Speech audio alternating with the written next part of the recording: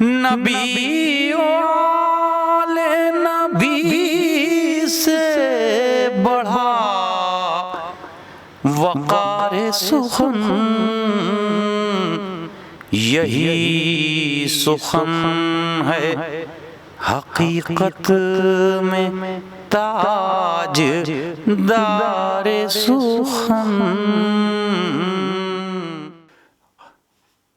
بسم اللہ الرحمن الرحیم۔ السلام علیکم ورحمۃ اللہ وبرکاتہ۔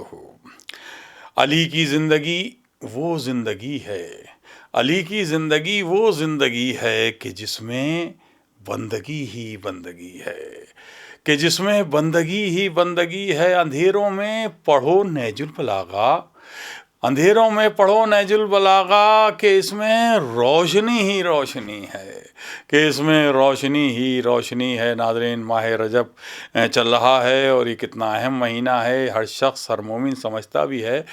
ہم چاہتے ہیں لیکن اس مہینے کی عظمت اور اس کی اہمیت کے حوالے سے ہم نے درخواست کی ہے مولانا سید تصدیق حسین رضوی صاحب سے، جو امام جمعہ کی حیثیت سے اپنا فریضہ انجام دے رہے ہیں باب العلم جامعہ نگر اوکھلا میں۔ ہماری درخواست پر آج کے اس پروگرام وقار سخن میں وہ شریک ہو رہے ہیں۔ ماہ رجب کی اہمیت اور اس کی فضیلت کے حوالے سے وہ آپ سے مخاطب ہیں۔ سماعت فرمائیے مولانا سید تصدیق حسین رضوی صاحب کو۔ اللہم صلی اللہ محمد و آل محمد۔ لا حول ولا قوة الا باللہ العلی العظیم۔ اعوذ باللہ من الشیطان الرجیم۔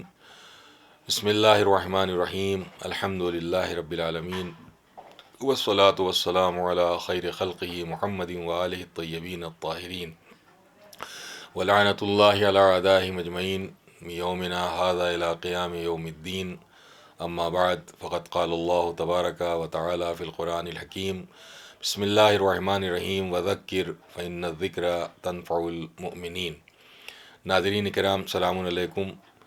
قرآن مجید کی آیہ کریمہ جس میں ارشاد پروردگار ہو رہا ہے وذکر فإن الذکر تنفع المؤمنین، کہ پیغمبر آپ یاد دلاتے رہیے کیونکہ یاد دلانا صاحبان ایمان کے فائدے کا سبب ہے۔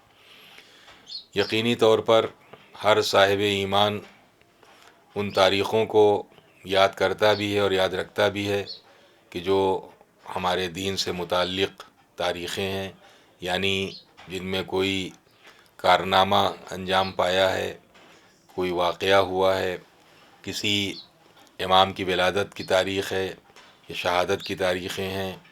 اس طریقے سے خود پیغمبر اکرم کی ولادت کی تاریخ اور آپ کی وفات کی تاریخ، یہ ساری تاریخیں ہیں، اور ان تاریخوں کو یقینی طور پر ہر صاحب ایمان کا فریضہ ہے کہ وہ یاد رکھے، اور الحمدللہ بہرحال ان تاریخوں کو یاد رکھا جاتا ہے۔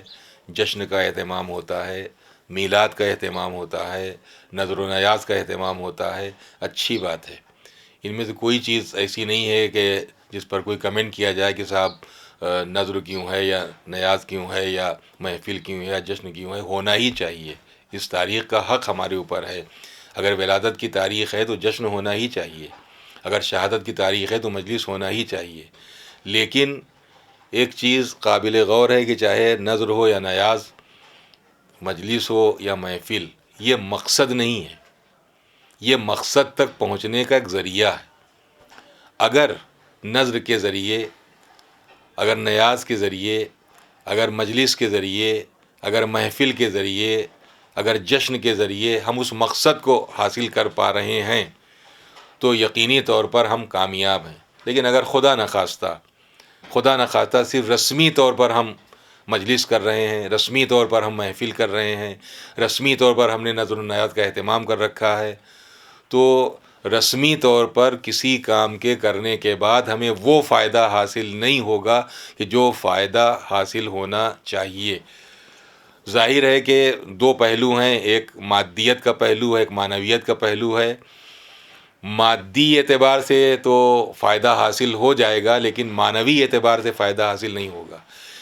یہاں جو تذکر ہے، جو یاد دہانی اسی لیے ہے کہ ہماری معنویت کو فائدہ پہنچے، ہماری معرفت میں اضافہ ہو۔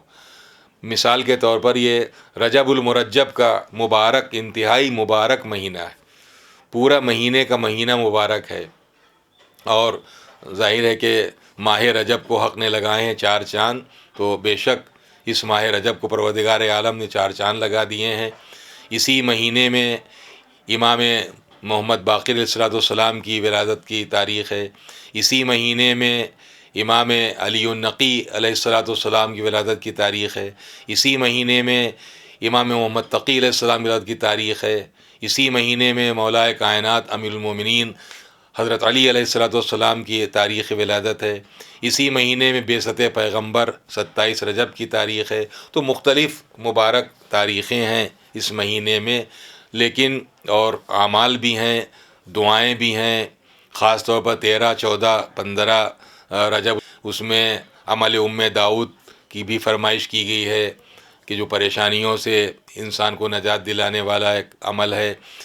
اور ہر روز نماز کے بعد پڑھنے والی دعا جو ان پڑھتے بھی ہیں، یا من ارجوہ لکل خیر، یہ دعا موجود ہے۔ اور بہت ساری دعائیں ہیں جن کو آپ کتابوں کی دعاؤں میں، بالخصوص مفاتیح الجنان جو شیخ عباس قمی علیہ الرحمہ کی مرتب کی ہوئی کتاب ہے، اس میں آپ تفصیل کے ساتھ ہر مہینے کے سارے اعمال اور دعائیں اور زیارتیں سب موجود ہیں، وہ آپ دیکھ سکتے ہیں۔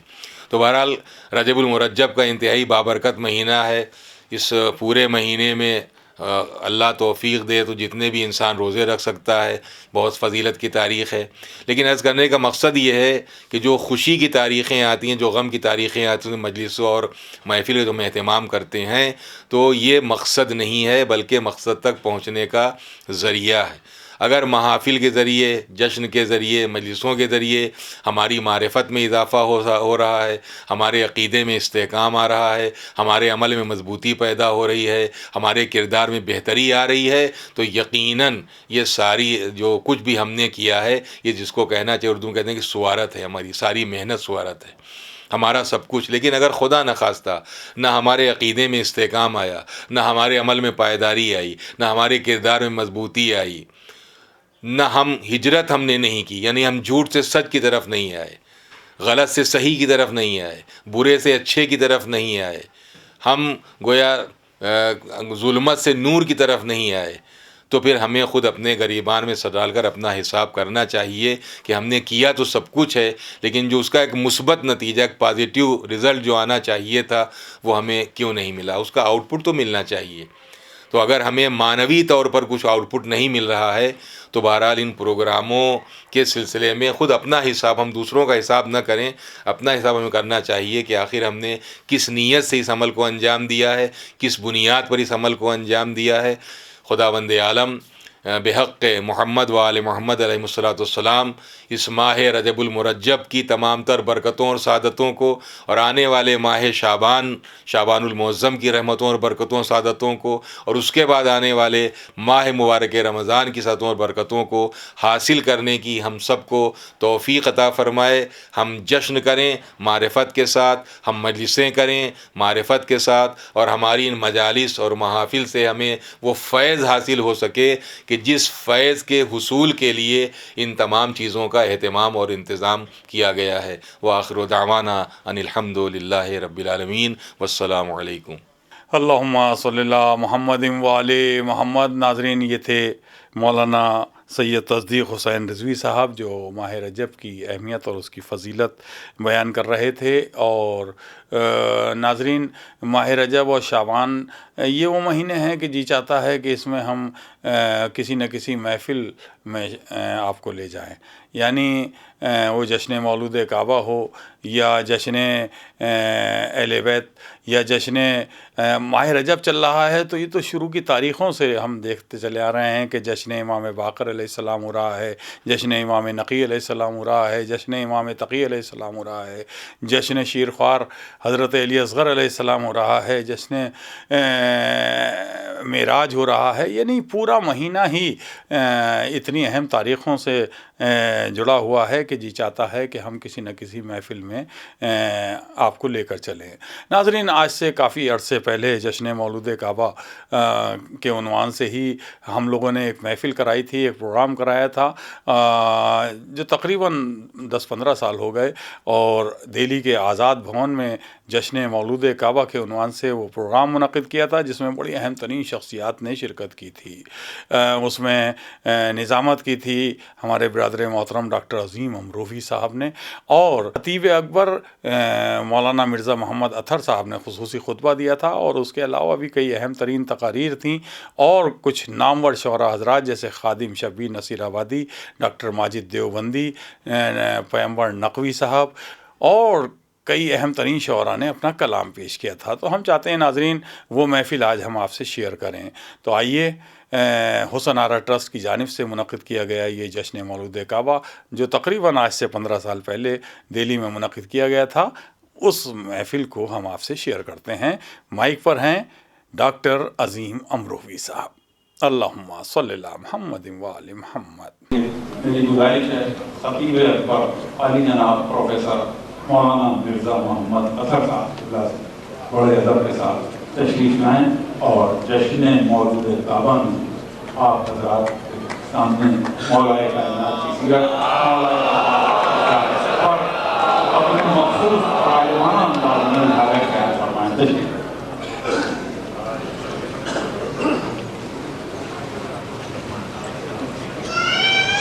جناب صدر محترم جناب شاہد مہدی صاحب،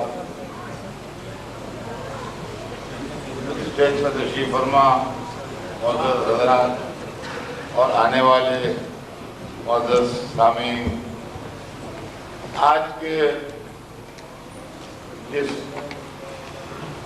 محترم ہستی کے تعلق سے مجھے آپ کی خدمت میں کچھ عرض کرنا ہے، اور پھر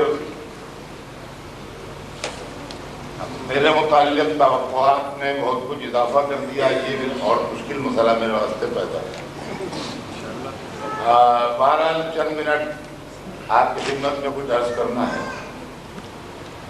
مولا کائنات علی ابن ابی طالب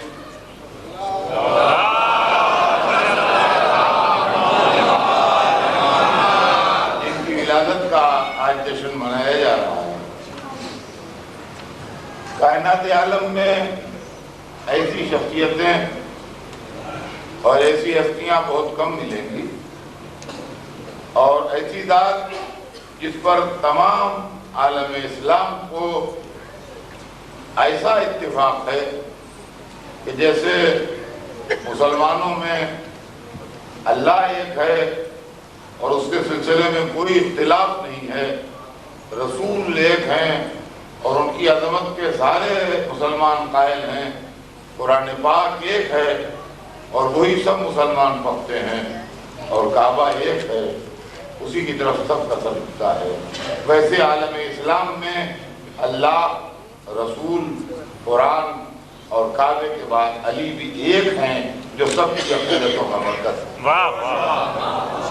عزیزان گرامی، یہ صرف دعویٰ نہیں، اس دعوے کی دلیل بھی ہے، اور وہ یہ ہے کہ آج مسلمانوں میں جتنے مسلک ہوں، جتنے نظریات ہوں، جتنے اسکول آف تھاٹ ہوں، لیکن جب ہم بالکل ابتدا میں دیکھتے ہیں تو ہمیں 3 لائنیں ایسی ملتی ہیں جو اس بات کی دعوے دار ہیں کہ ہمارے سلسلے رسول اللہ سے ملے۔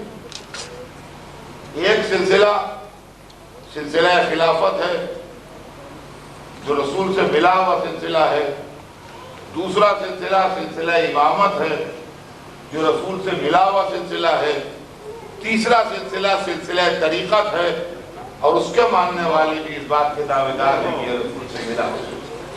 مجھے اس وقت اس کے متعلق کوئی تبصرہ نہیں کرنا ہے ان سلسلوں کے، بالکل، لیکن جو ہے ایسا ہی ہے کہ 3 سلسلے ہیں عالم اسلام میں، ایک سلسلہ خلافت کہلاتا ہے، ایک سلسلہ امامت کہلاتا ہے، ایک سلسلہ طریقت۔ سلسلہ خلافت کے ماننے والے حضرات عام طور سے ہماری روزمرہ کی زندگی میں حضرات اہل سنت کہلاتے ہیں، سلسلہ امامت کے ماننے والے حضرات عام ہماری زندگی میں حضرات شیعہ کہلاتے ہیں، اور سلسلہ طریقت کے ماننے والے حضرات ہماری آج کی روزمرہ کی زندگی میں صوفی حضرات ہیں۔ یہ 3 سلسلے ہیں۔ بعد میں جو سلسلے بڑھے ہیں وہ انہی سلسلوں کی برانچز ہیں، جس کی وجہ سے سلسلے اور زیادہ بن گئے، لیکن یہ 3 سلسلے، ان تینوں سلسلوں میں مولا علی کی شخصیت جو ہے وہ واحد ایسی شخصیت ہے جو ہر سلسلے کے لیے قابل احترام ہے۔ سلسلہ امامت میں مولا علی امام اول، سلسلہ خلافت میں مولا علی آخری خلیفہ راشد، سلسلہ طریقت میں مولا علی ولیوں کے ولی اور پیروں کے پیر ہیں، تمام پیروں کے پیر علی ہیں، تمام ولیوں کے ولی علی ہیں، اور سلسلہ طریقت کا آغاز جو اہل طریقت کہتے ہیں وہ مولا علی کی ذات سے ہوا ہے۔ تو اس طریقے سے سلسلہ طریقت میں بھی مولا علی محترم ہیں، سلسلہ امامت میں بھی مولا علی محترم ہیں، اور سلسلہ خلافت میں بھی مولا علی محترم ہیں۔ یعنی عجیب و غریب ہستی ہے خدا کی قسم عالم اسلام میں، کہ اگر مولا علی کی تعریف کی جائے تو عالم اسلام میں ہر طرف سے خوشی اور مسرت کا اظہار ہوگا۔ شیعہ اس لیے خوش ہوں گے کہ ان کے امام کی تعریف ہو رہی ہے، سنی اس لیے خوش ہوں گے کہ ان کے خلیفہ کی تعریف ہو رہی ہے، صوفی اس لیے خوش ہوں گے کہ ان کے ولی اور پیر کی تعریف ہو رہی ہے۔ اب اس سلسلے کو مختصر کرتے ہوئے صرف ایک جملہ عرض کرنا چاہتا ہوں، اور وہ جملہ نظر ہے شعراء کرام کی۔ ہم مقرروں میں یہ رواج نہیں ہے کہ کسی جملے کو کسی کی نظر کے طور پر پیش کریں۔ شعراء اکثر یہ کام کرتے ہیں کہ یہ قطع آپ کی نظر ہے اور یہ شعر آپ کی نظر ہے۔ میں انہی کے طریقے کو اختیار کرتے ہوئے اب یہ کہوں گا کہ میرا یہ جملہ حضرات شعراء کرام کی نظر ہے کہ علی اس ہستی کا نام ہے جو سلسلہ امامت و طریقت کا مطلع ہے، سلسلہ خلافت کا مقطع ہے۔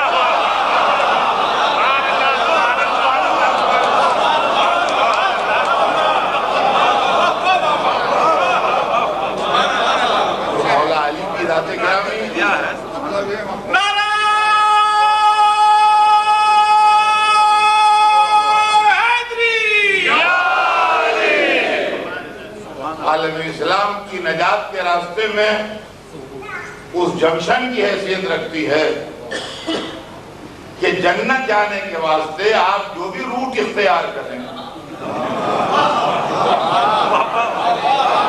جنت جانے کے واسطے آپ جو بھی روٹ اختیار کریں وہ آپ کو اختیار ہے، چاہے آپ وایا امامت جانا چاہیں یا وایا خلافت جانا چاہیں یا وایا طریقت جانا چاہیں، علی سے گزرے بغیر جنت کا راستہ نہیں۔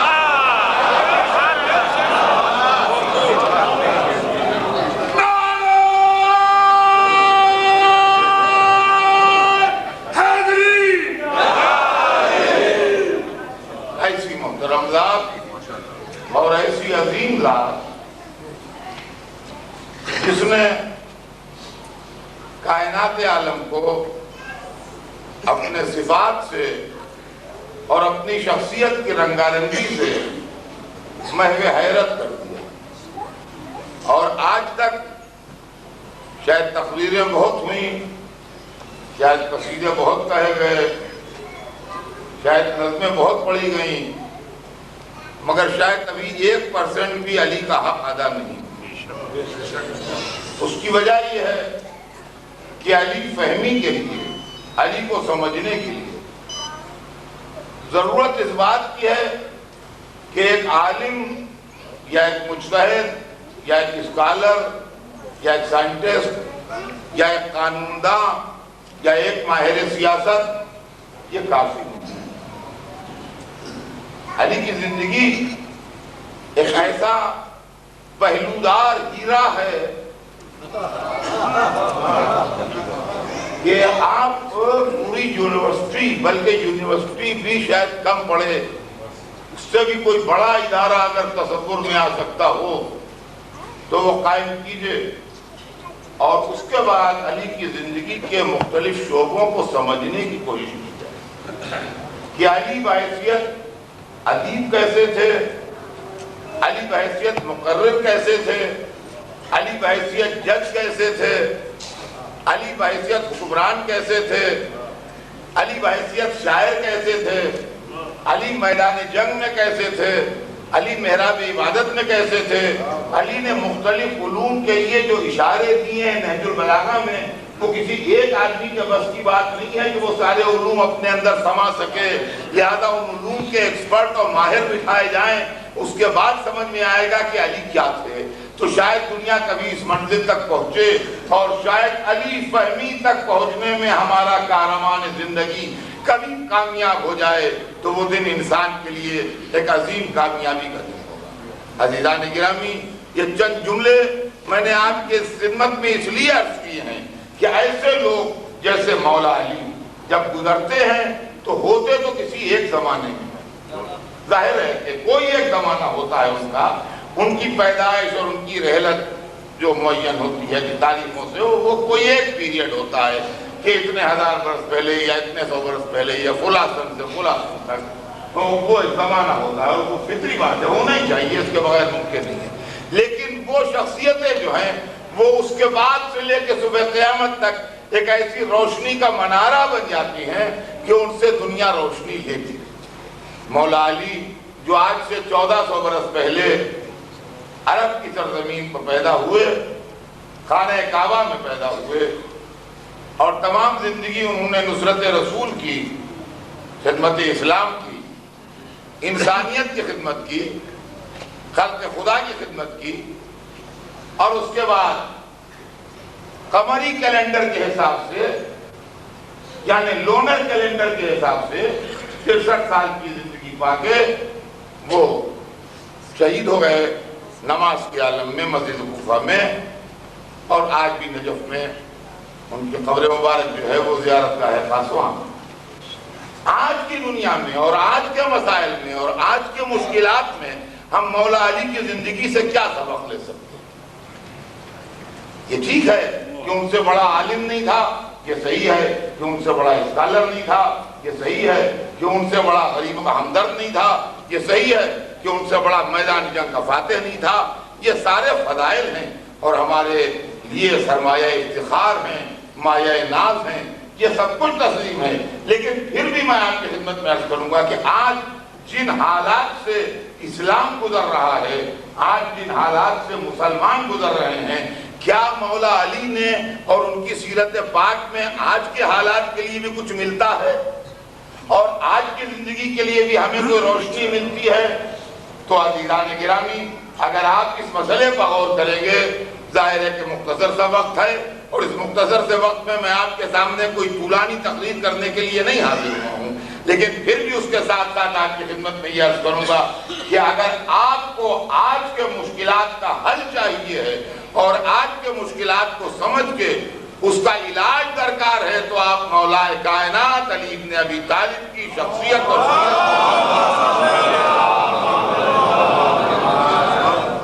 اس لیے کہ مولا علی ان لوگوں میں ہیں جنہوں نے بڑا زبردست مقابلہ کیا ہے دہشت گردی کا، اور مولا علی کیونکہ خود مذہب کی ایک ایسی بڑی شخصیت تھے کہ جن کے لیے رسول اسلام نے فرمایا کہ علی میں علم کا شہر ہوں اور علی اس کا دروازہ ہے، جس کے لیے رسول اسلام نے فرمایا کہ علی کو مجھ سے وہ نسبت ہے جو ہارون کو موسیٰ سے تھی، جس کے لیے عالم اسلام نے بھی کسی نے ان کو امام مانا، کسی نے ان کو ولی مانا، کسی نے ان کو خلیفہ راشد مانا، تو ان کو امام مانا جانا یا ان کو ولی مانا جانا یا ان کو خلیفہ راشد مانا جانا، یہ انسانیت کا خراج عقیدت ہے جو علی ابن ابی طالب کو پیش کیا جا رہا ہے۔ تو مسلمانوں نے بھی ان کو ایک عظیم حیثیت سے دیکھا، اور سرور کائنات نے بھی ان کی مداح میں حدیثیں ارشاد فرمائیں، اور قرآن مجید میں آیات بھی ان کی مداح میں آئے جو تمام مفسرین اسلام نے ایسی آیتیں ہیں کہ اس کے لیے کہتے ہیں کہ یہ مولا علی کی تعریف میں آئی ہیں اور ان کی ثنا و صفت۔ تو اللہ نے بھی تعریف کی، رسول نے بھی تعریف کی، مسلمانوں نے بھی جس کی تعریف کی، وہ شخصیت مولا علی کی شخصیت ہے۔ اور عزیزان گرامی، یہ مولا علی جو ہیں، انہوں نے اپنی زندگی میں دہشت گردی کا بھی مقابلہ کیا ہے، اور چونکہ یہ ایک عظیم مذہبی شخصیت تھے، لہذا ان چہروں سے نقابیں بھی الٹی ہیں کہ جو مذہبی نقابیں ڈال ڈال کے دنیا میں دہشت گردی پھیلانا چاہتے ہیں۔ اور آج کی دنیا میں یہی مسئلہ ہے کہ جن چہروں پر مذہبی نقابیں ہیں در حقیقت وہ سیاست ہے، مذہبی نقاب نہیں ہے۔ اگر یہ مذہبی نقاب الٹ دی جائے اور وہ سیاست بے نقاب ہو جائے تو حقیقت معلوم ہو جائے گی کہ مذہب کتنا ہے اور دنیا داری کتنی ہے۔ مولا علی وہ واحد خلیفہ ہیں خلفائے راشدین میں کہ جنہوں نے دہشت گردی کا مقابلہ کیا ہے، اس لیے کہ خوارج جو زمانے کے معنی میں دہشت گرد تھے ان سے مولا علی کا مقابلہ ہوا ہے اور میدان جنگ میں آمنے سامنے ہوا ہے۔ تاریخ اسلام اس کی گواہ ہے کہ مولا علی نے ایک جملے میں اس مصنوعی اور فرضی اسلام کے چہرے سے نقاب نوچ کے پھینک دی کہ جب وہ ظالم انسان جو صرف علی سے کسی اور مصلحت سے لڑ رہے تھے اور چہرے پر اپنے اسلام کی نقابیں ڈالے تھے، جن کے ماتھوں پر گھٹے تھے، جن کے گلے میں قرآن حمایل تھے، جو بات بات پر قرآن پڑھتے تھے لیکن بچوں کو قتل کرتے تھے، عورتوں کو ذبح کر دیتے تھے، حاملہ عورتوں کے شکم چاک کر کے ان کے بچے نکال کے کاٹ ڈالتے تھے، شہروں میں آگ لگا دیتے تھے، قریوں کو جلا دیتے تھے، جو اس طریقے کی دنیا میں دہشت گردی پھیلائے ہوئے تھے، علی نے ان کو سمجھانے کی جب انتہا کر دی اور جب وہ کسی صورت سے نہ سمجھے اور علی لشکر لے کے ان کی سرکوبی کو آئے، ان کو کچلنے کو آئے، ان کو ختم کرنے کو آئے اور اپنے لشکر کو حکم دیا کہ تلوار چلاؤ ان پر، تو لشکر کے ہاتھ اٹھ کے رک گئے، کہا یا علی وہ تو قرآن پڑھ رہے ہیں۔ یہ پولیٹیکل قرآن ہوتا ہے، ریلیجس نہیں ہوتا۔ کہا یا علی وہ تو قرآن پڑھ رہے ہیں۔ تاریخ سے پوچھئے، مولا علی نے تاریخی جملہ ارشاد فرمایا، کہا قرآن ان کے حلق میں پھنسا ہوا ہے، نیچے نہیں اترا ہے۔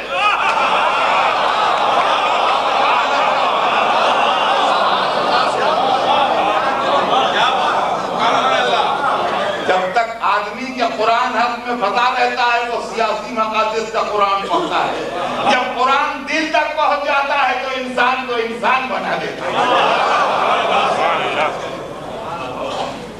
میرے دوستو، علی جہاں اسلام کے سب سے بڑے عالم تھے، علی جہاں محراب کے سب سے بڑے عابد تھے، علی جہاں مسند کے سب سے بڑے قاضی تھے، اور علی جہاں منبر کے سب سے بڑے خطیب تھے، وہیں علی میدان کے سب سے بڑے شجاع بھی تھے۔ لیکن علی کو سمجھ کے آپ سمجھیے کہ جہاد کس چیز کا نام ہے۔ آج جہاد کا لفظ استعمال کر کے بہت سے لوگ اسلام کو بدنام کر رہے ہیں، اس لیے کہ جہاد ایک اسلامی عبادت کا نام ہے۔ جہاد اس فہرست میں ہے جس فہرست میں روزہ ہے، نماز ہے، حج ہے، زکوٰۃ ہے، خمس ہے، اس فہرست میں جہاد ہے۔ اگر آپ فروع دین کی فہرست پڑھیں گے تو اسی فہرست میں آپ کو نماز کا ذکر ملے گا سب سے پہلے، پھر روزے کا ذکر ملے گا، حج کا ذکر ملے گا، اور نماز، روزے اور حج جیسی عظیم عبادتوں کے ساتھ اسی لسٹ میں، اسی فہرست میں جہاد کا لفظ بھی ملے گا۔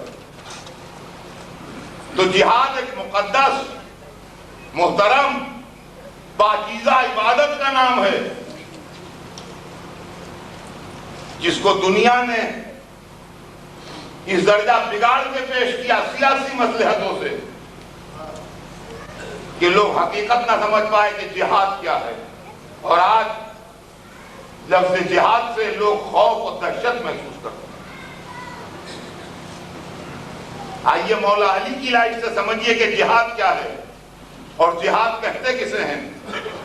مذہب سے گھبرانے کی بات نہیں، اگر اصلی مذہب ہے تو قابل قبول ہے، اور اگر مذہب کا معنی فساد و ظلم ہے تو ہرگز قابل قبول نہیں۔ جہاد اگر راہ خدا میں ہے تو بالکل صحیح ہے، لیکن اگر راہ خدا سے ہٹ کے ہے تو وہ جہاد نہیں ہے، توہین جہاد ہے، پھر اس کو جہاد نہ کہیے۔ نماز مسلمانوں میں صبح کی نماز 2 رکعت ہے، 2 رکعت ہے سویرے کی نماز، جو سورج نکلنے سے پہلے پڑھ لی جاتی ہے۔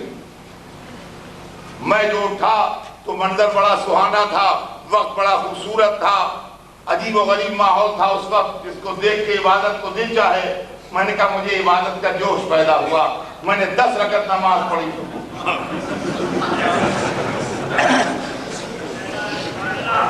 یہ نماز نہیں ہے، یہ فریب نماز ہے، یہ دھوکہ ہے، یہ نماز نہیں ہے۔ نماز 2 رکعت ہے، دیکھیں میں نے 10 رکعت پڑھی ہے تو وہ کوئی اور چیز ہے، نماز نہیں ہے، اس لیے کہ اللہ نے اس کے رسول نے صبح کی نماز 2 رکعت بتائی، 10 رکعت نہیں بتائی۔ تو عزیزان گرامی، عبادتیں جو ہوتی ہیں وہ اپنی پسند سے نہیں ہوتی ہیں، وہ اللہ اور رسول کی مرضی سے ہوتی ہیں۔ جہاد کیا ہے، جنگ کیا ہے، دونوں کے درمیان فرق ہے۔ آج بڑی بدنصیبی کی بات ہے کہ مسلمان کبھی کبھی ذاتی اغراض و مقاصد میں بعض لوگ جنگ کو جہاد کہہ دیتے ہیں اور اس کو واضح بھی نہیں کیا جاتا کہ جنگ کیا ہے اور جہاد کیا ہے۔ میں 2 جملوں میں بات کہہ دوں تاکہ بچوں اور نوجوانوں کی سمجھ میں بات آ جائے کہ جنگ جیسے کوئی کسی کو چاقو مار دے اور جہاد جیسے کوئی ڈاکٹر کسی کا آپریشن کرے۔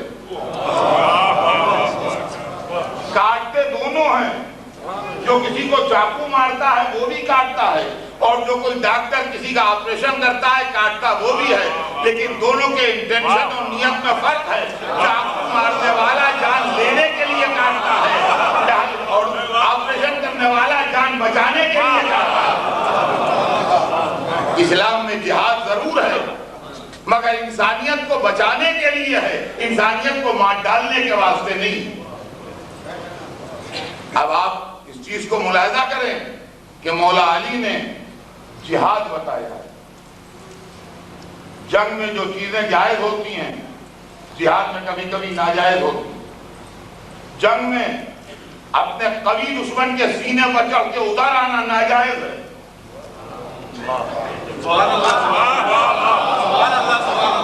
جنگ میں اپنے قوی دشمن کے سینے پر چڑھ کے اتر آنا بالکل ناجائز ہے۔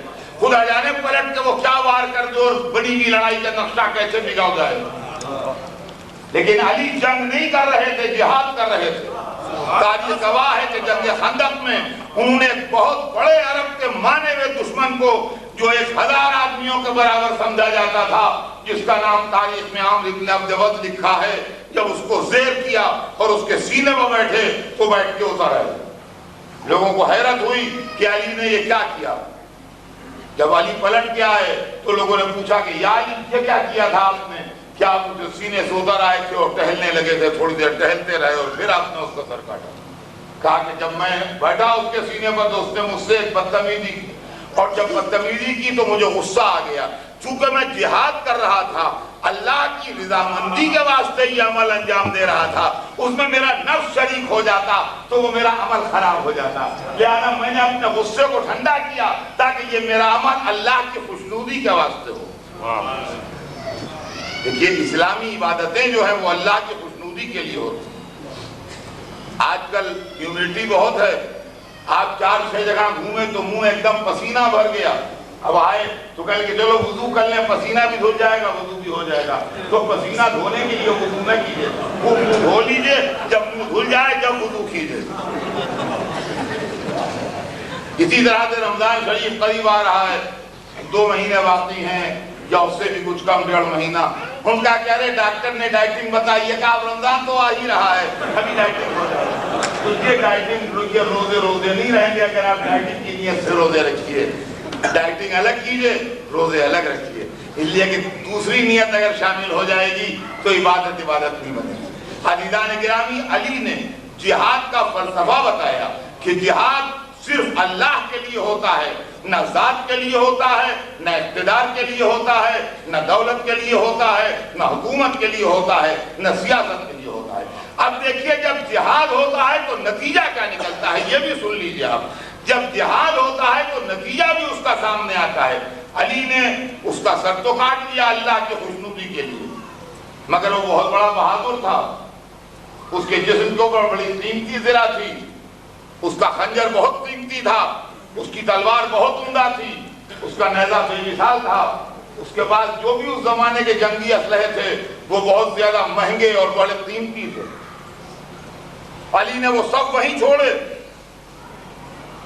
اس لیے کہ یہ عبادت ہو رہی ہے، یہ سامان جمع کرنے کا عمل نہیں ہو رہا ہے، یہ فائدہ حاصل کرنے کا عمل نہیں ہو رہا ہے، سب وہیں چھوڑے کا سر لا کے رسول کے پاس ڈال دیا. ذرا دیر میں اس کی بہن آئی جو وہیں رہتی تھی مدینے میں, اور گھوم گھوم کے اپنے بھائی کی میت دیکھتی رہی. تھوڑی دیر دیکھتی رہی میت. وہ بہادر بھائی کی بہن تھی, بہادر خاندان کے جو دستور ہوتے ہیں اور جو انداز ہوتے ہیں وہ اس کو معلوم تھے.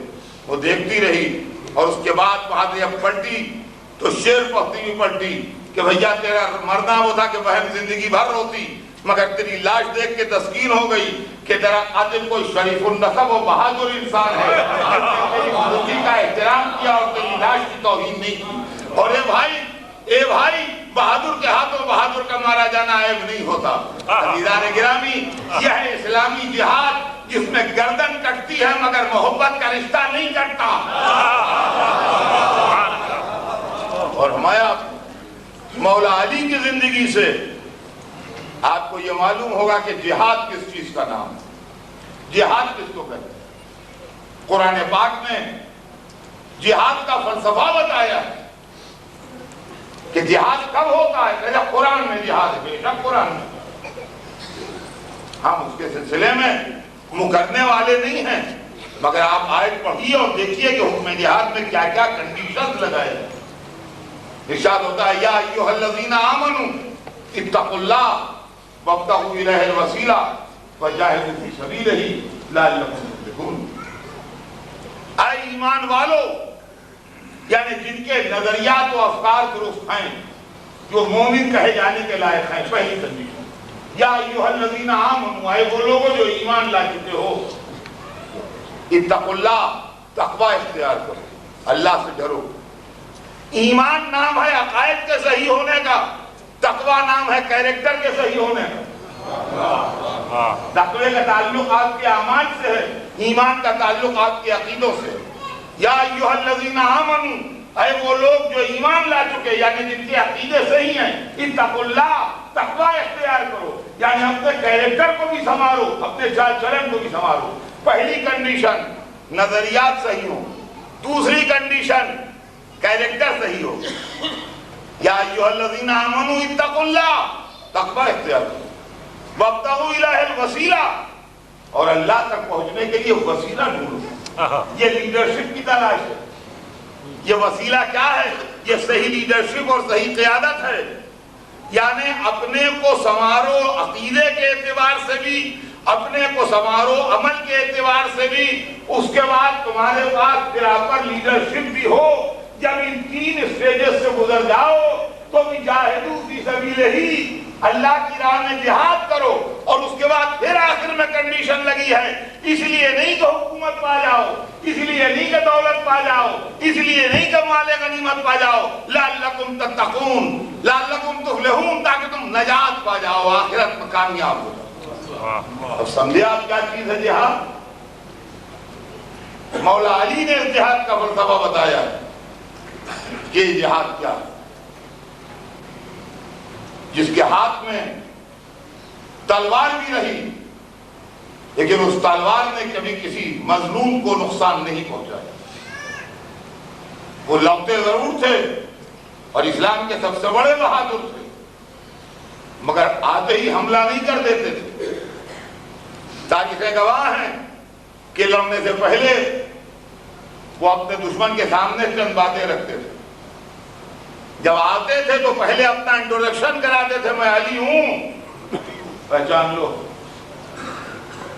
اور اس کے بعد اس کے سامنے اپنا نظریہ پیش کرتے تھے کہ بھئی دیکھو ہمارا نظریہ یہ ہے, اس کو قبول کر لو, کاہے کو ہم تم جھگڑا کریں. جب وہ اس کو قبول کرنے سے انکار کرتا تھا تو کہتے تھے ٹھیک ہے, مذہب میں زبردستی نہیں, زیادتی نہیں, لا اکراہ فی الدین, دین میں جبر نہیں ہے, تم اپنے گھر خوش رہو, ہم اپنے گھر, ہم تم دونوں نووار ٹریک کر لیں, نہ تم ہم سے لڑو نہ ہم تم سے لڑیں, نہ تم ہمیں ستاؤ نہ ہم تمہیں ستائیں, نہ تم ہمیں پریشان کرو نہ ہم تمہیں پریشان کرو, ہم تم خوشی خوشی زندگی گزاریں. اور جب وہ اس پر بھی راضی نہیں ہوتا تھا, یعنی نہ تو آپ کی آئیڈیالوجی مانے گا اور نہ آپ کو سکھ سے بیٹھنے دے گا, لڑے گا بھی جب موقع ملے گا تو کیسے جاؤ گے؟ لڑ لو، اور لڑنے میں بھی کبھی کوئی فاؤل گوارا نہیں کرتے تھے، اس لیے کہ یہ اللہ کے لیے تھا اور اس کی عبادت۔ بس عزیزان گرامی، یہ زندگی اور یہ کردار ہے مولا علی کا۔ اگر اسلام کو سمجھنا ہے تو آپ کردار علی ابن ابی طالب سے سمجھیں، آپ کو سمجھ میں آ جائے گا۔ اور دوسری بات یہ ہے کہ اسلام کو اگر آج علی ابن ابی طالب کے کردار کی روشنی میں دنیا کے سامنے پیش کریں گے تو میں نے شروع میں جو چند جملے کہے تھے وہ اسی لیے کہے تھے کہ عالم اسلام میں کسی کو مخالفت کی گنجائش نہ ہو، اس لیے کہ علی ہر فرقے کے تو رہبر ہیں، تو ہر فرقہ یہ سمجھے گا کہ ہمارے رہبر نے یہ بات۔ بس چلتے چلتے آخری بات، اس کا بھی آج کل بہت چرچا ہے کہ جب ہم پر زیادتی ہوتی ہے، ہم پر ظلم ہوتا ہے تو ہم پلٹ کے ریٹیلیٹ کرتے ہیں، بدلہ لیتے ہیں، تو اس کے لیے کیا کیا جائے اور کیوں ہمیں اس حق سے محروم کیا جائے؟ بالکل ٹھیک، مظلوم کو حق پہنچتا ہے کہ وہ ظالم سے بدلہ لے، مگر مظلوم کو یہ حق نہیں پہنچتا کہ وہ بے گناہوں سے بدلہ لے۔ یہ سمجھ لیجیے، مظلوم کو یہ حق پہنچتا ہے کہ وہ ظالم سے بدلہ لے، لیکن مظلوم کو یہ حق نہیں پہنچتا کہ وہ بے گناہوں سے بدلہ لے۔ عزیزان گرامی، بس میرا شاید میں اپنے وقت سے کچھ زیادہ ہی بول گیا ہوں، لیکن یہ کہ مجھے کچھ باتیں عرض کرنا تھی آپ کے سامنے جو میں نے عرض کی۔ ظالم، ان مظلوم کو یہ حق پہنچتا ہے کہ وہ ظالم سے بدلہ لے، مگر مظلوم کو یہ حق نہیں پہنچتا کہ وہ بے گناہ سے بدلہ لے۔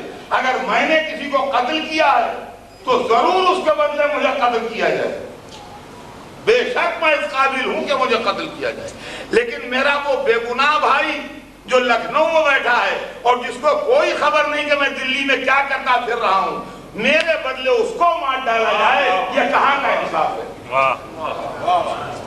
عزیزان گرامی، کیا اس کے لیے کسی نے کچھ کہا ہے؟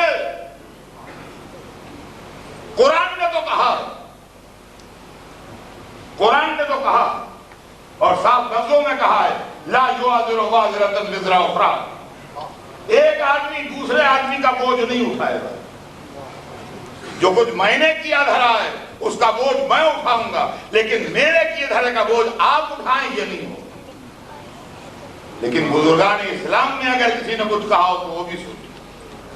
اٹھائیے نہج البلاغہ جو مولا علی کے ارشادات کا مجموعہ اور اس کے اندر وہ حصہ نکالیے جہاں مولا علی کی وصیتیں ہیں۔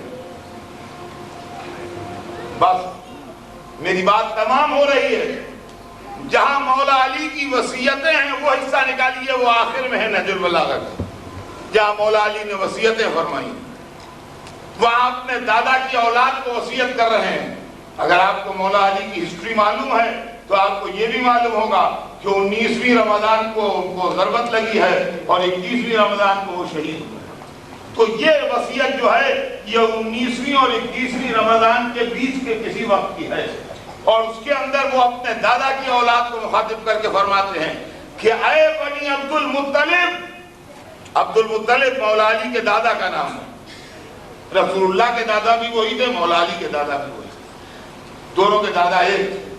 فرماتے ہیں کہ اے بنی عبد المطلب، اگر میں اس زخم سے نہ بچا، اے بنی عبد المطلب اگر میں اس زخم سے نہ بچا تو دیکھو خبردار، میرے باپ تلواریں لے کے بے گناہوں پر یہ کہتے ہوئے ٹوٹ نہ پڑنا کہ امیر المومنین شہید ہو گئے۔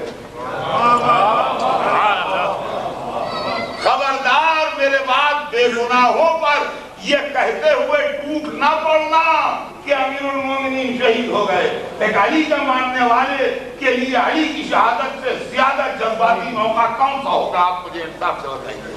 علی ان جذبات کو محسوس کرتے ہوئے حکم دے رہے ہیں کہ بنی عبد المطلب اگر میں اس زخم سے نہ بچوں تو خبردار میرے بعد بے گناہوں کو یہ کہتے ہوئے ٹوٹ نہ پڑنا کہ امیر المومنین شہید ہو گئے، بلکہ میرے بدلے میں صرف اسی ایک شخص کو ضربت لگائی جائے جس نے میرے سر پر ضربت لگائی تھی۔ تو مولا علی ایک طرف یہ بتاتے ہیں کہ قصاص اور بدلہ ضرور ہونا چاہیے، لیکن اس کے ساتھ یہ بھی بتاتے ہیں کہ بے گناہوں اور مظلوموں اور جن کا کوئی تعلق نہیں ہے کسی معاملے سے، ان کے ساتھ بدلہ نہ ہو۔ عزیزان گرامی، آج اس اسلام کو دنیا کے سامنے پیش کیے جانے کی ضرورت ہے، جو آج سے 1400 برس پہلے تعلیمات محمدی کی روشنی میں علی ابن ابی طالب نے پیش کیا۔ میں آخر میں اس آرگنائزیشن کے بانیوں کو مبارکباد دوں گا کہ وہ اتنا اچھا جشن منعقد کرتے ہیں۔ خداوند عالم ان کے توفیقات میں اضافہ فرمائے اور ہم سب کو محبان مولائے کائنات سے شمار۔ پروفیسر مولانا مرزا محمد اطہر صاحب قبلہ آپ سے مخاطب ہیں۔ اللہم صلی اللہ محمد وعلی محمد۔ ناظرین، یہ تھے ڈاکٹر عظیم امروہی صاحب جو ابھی آپ سے مخاطب تھے، اور یہ آپ دیکھ رہے تھے محفل جشن مولود کعبہ جو حسن آرا ٹرسٹ نے گزشتہ تقریباً 12-15 سال پہلے دہلی میں یہ جشن منعقد کیا تھا، اور جس میں کئی اور اہم ترین شخصیات نے بارگاہ مولا کائنات امیر المومنین حضرت علی بن ابی طالب میں نذران عقیدت پیش کیا تھا۔ ناظرین، وقت ہمارے پاس محدود تھا، اس لیے ہم پورا جشن آپ سے شیئر نہیں کر سکے ہیں۔ انشاءاللہ اگلے ایپیسوڈ میں آپ کو باقی حصہ بھی ضرور دکھائیں گے۔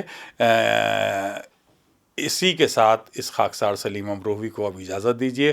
انشاءاللہ اگلے ایپیسوڈ میں وقار سخن کے اگلے ایپیسوڈ میں آپ سے پھر ملاقات ہوگی۔ تب تک کے لیے اجازت دیجیے۔ والسلام علیکم ورحمۃ اللہ وبرکاتہ۔